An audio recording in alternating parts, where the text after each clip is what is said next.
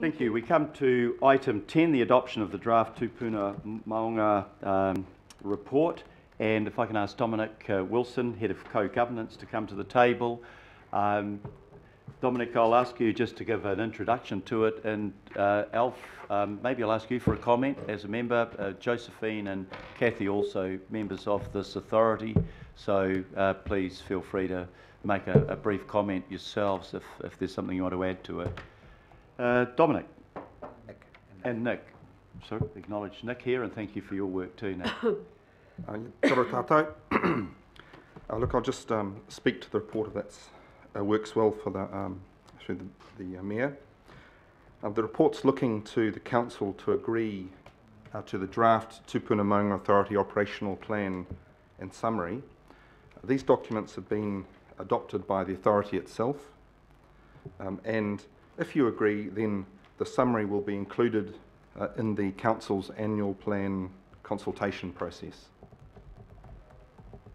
That consultation process, it's obviously a public one, and it includes two separate independent processes, one through the Council, but also there's one run by the Tupuna Maunga Authority itself. And we've organised that they overlap at the same period from 27 February to 27 March. So the two processes will be running at the same time. Later, following that consultation period, under the collective settlement legislation, there's a requirement for the Auckland Council and the Tupuna Maunga Authority to hold a joint workshop, and they'll consider the feedback that's arisen through these two consultation processes. And that's set for April 2019. Haven't got a particular date exactly yet. The legislation in the end requires both the Council and the Tupuna Maunga Authority to agree on the operational plan each year, and decisions at the moment are broadly scheduled by both parties in May and June 2019. I'll just probably conclude really by pointing out that the 2019-20 operational plan fits within a long-term planning budget. Of course, that was agreed relatively recently last year, throughout this year. So it's still fresh in mind, and the operational plan fits nicely into that budget. Thank you very much, Dominic. Alf, perhaps you'd like to move this. Yes, thank you. And do we have a seconder, Councillor Bartley? Do you want to add some comments to the report, Councillor Philip? If that's okay, Your Worship. Tēnā korua, tēnei te mihi, mō tō mahi aroha me ngā maunga. Tēnā korua. What I've just said is I just want to acknowledge both of them, and also the team in regards to their work and aroha for our maunga. So look, please pass that on from us here. Your Worship, as the Deputy Chair of the Tupuna Maunga, there's a mantra that our Chair always uses, which is decisions by consensus. And that's exactly how we, as the Tupuna Maunga, ended up adopting or pushing this through to the governing body today. The key points for me, and it'll only be short, but the key points for me is that it is within the budget. It was adopted, obviously, the long-term plan process. It's similar to last year. It allows the staff to continue the work that they are currently doing, but also continues to upgrade the tracks and other projects that need to be done to our maunga, because ultimately, once we end up doing that, our application or seeking anyway World Heritage status would be enhanced as a result of the mahi that will be continuing, and hopefully that will continue in the 1920 annual plan. The only other one, Your Worship and Councillors, is the anticipation of the transfer of Maunga Ueka, North Head, to the authority from DOC, and that's another key thing that we're looking forward to, and that's really it, Your Worship. So Thank you very short and much, sweet. Thank you. Councillor. Just to open it up for questions, I've got one question that Dominic and Nick might like to address. We have applied for World Heritage status, and the Ministry of Culture and Heritage have a key role to play in that. Can you tell me what the Ministry may have been doing to promote the prospects of our acquiring that World Heritage status? Because it, from where I'm sitting, maybe I'm not getting all the information, but it looks to be relatively quiet, and we thought this might be a time when activity was ramping up a little to secure that status. Sir, yeah, absolutely. The authority's actually in a process now of putting a significant amount of attention to the matter. I think it's slowed down between governments, and the Ministry of Arts, Culture and Heritage made a concerted effort to put some more emphasis onto it by appointing a staff member from that ministry who's responsible for the World Heritage bids onto, as the Crown Observer, onto the Tupuna Maunga Authority. But as I say again, it's now of greater attention onto the matter, and so we're putting a paper in February 2019 before the Maunga Authority. It's been requested by the authority, and the paper is going to be drafted by the lead person within the Arts, Culture and Heritage team, and myself, and the Tupuna Maunga Authority team. We're going to look at what's been done and then project into the future. Obviously, the bids are really complex processes, and they do take a long time and a significant amount of work, both at a local and a central government level, but they are actually driven, of course, by the Crown, in the sense that it's a Crown bid in the end. And so we're working very closely with the Ministry to ensure that this moves ahead.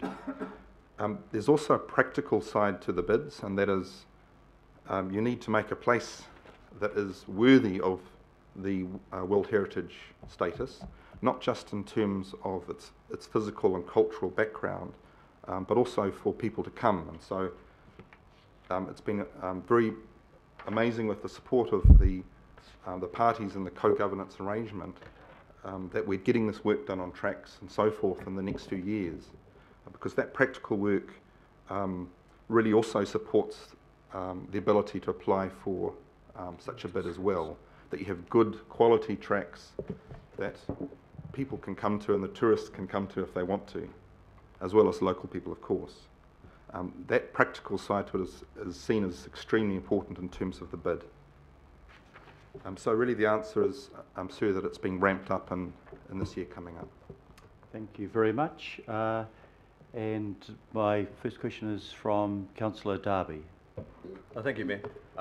Thank you, Dominic and Nick, for your outstanding work and making our Maunga more worthy than they were in 2010 and the condition they were then. So, look, I just want to also, like Councillor Filipaina, acknowledge Minister of Conservation Eugenie Sage's work in signalling the transfer of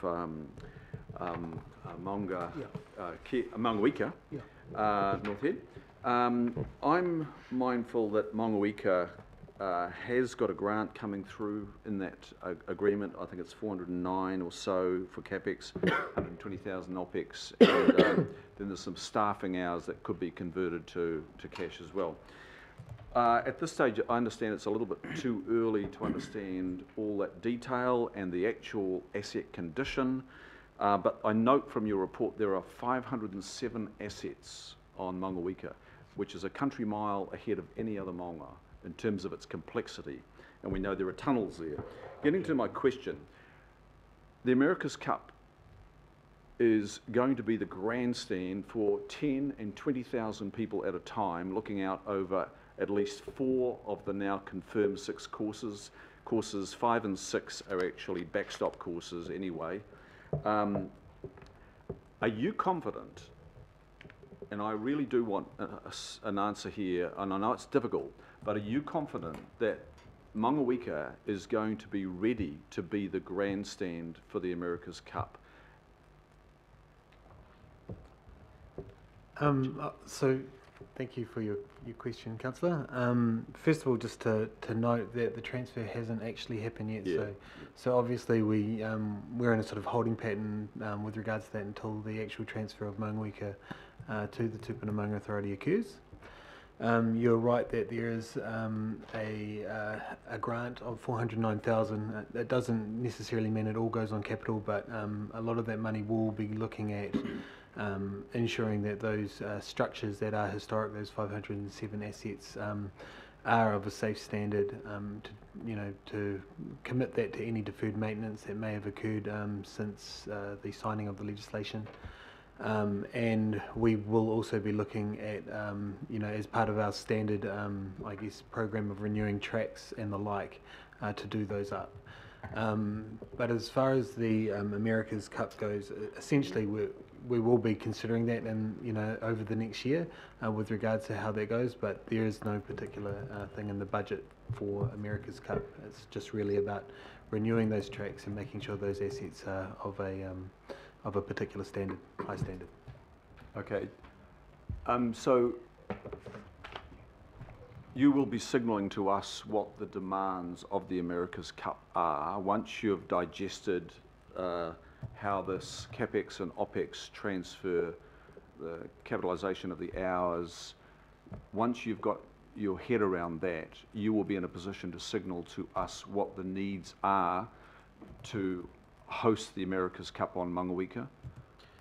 I guess at the moment management will be considering any special projects that are required for that, and yes, would be keen to work with Auckland Council, the wider Auckland Council family, to look at ways in which we can enhance the Maunga for that particular event. Okay, thank you. Cheers. Thank you very much. Can I just draw Councillor's attention to we've incorporated an amendment to the resolution here after being approached by Councillors Philippine, Bartley and Darby to refer the draft operational plan to local boards for comment. Councillor Casey has the next question. A couple of comment and question. Yeah, I think we can run the two together at this point. When Councillor Darby and Councillor Fletcher and Councillor Cashmore came off the Maunga Authority, they were raving about consensus decision making, and for the last 2.5 years I've been part of that, and I think it's the way to go. I think we need to look at what they're doing and do it here, because even the gritty issues we get through to the end and a compromise that everybody's happy with. And there have been some really quite controversial issues. So I want to thank the leadership, that's Paul Majuri, and Alfie plays a large part in this, for guiding the ship through with the support of Nick, Dominic and the team from the Maunga Authority. But there's one other person I want to thank, and it's always in the background, but the Maunga Authority, despite the controversial issues, have had really good publicity over the last 2.5 years that I've been there. And there's a man called Mike George who makes that happen, and he works his socks off to get the stories that are positive and to make sure that anything negative is kind of sorted, and that's hard too. Just the question I want to say is I live in Mount Albert, and personal disclosure, I use Owaraka most days, but the people of Mount Albert are delighted with the pedestrianisation that's coming our way, hopefully by the end of the year. So I'd just quite like you to talk about that and the future for other Maunga, to get cars off. Nick? Thank you, Councillor.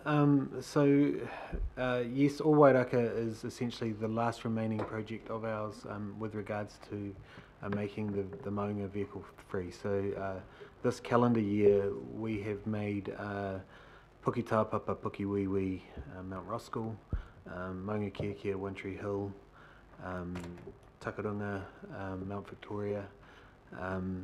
We've recently this week have completed Maungarai, Mount Wellington, and our final project, although it is unfortunately running behind schedule, will finalise our work with regards to taking vehicles off the most sacred part of the Maunga, and obviously creating a public walking amenity for the wider Auckland to enjoy. I won't lie to you, it hasn't always, there are some members of the public that aren't always positive about it, but by and large we do get a very amount of local people that are there every day recognising that they are a nicer place to be. Maunga Whau being the first maunga that was pedestrianised back in 2016, that's continued to be a real tourist magnet, and we're getting loads and loads of numbers up that maunga all the time, and I do believe that people are walking and enjoying that walk. By and large, it's actually quite a pleasant walk, and I think we've created a mental model in our minds that a 5-minute walk up a gradient is actually a hard thing to do. In reality, it's a pretty nice and pleasant walk, and there are options for people with limited mobility to make it up to the tihi of the maunga, and I welcome all of the councillors to join me on a walk up the maunga if they don't think they're up to it. Councillor Filipaina. Oh, just give me some dates. Subtle. Thank you very much. Deputy Mayor Cashmore. Thanks. Probably Nick would be the person. It's about the capital program, and it doubles over the next 10 years, basically. And what percentage of the capital program this year have you been able to deliver? So given that we're only halfway through the financial year, and a lot of the investment thus far has gone into the planning processes to I guess, get those over the line. We have, over the last 3 years, we've been increasing our capital expenditure. I think the year before I started, it was at 30%. Last financial is at 60%, and we're probably looking around 80 to 90% at this stage.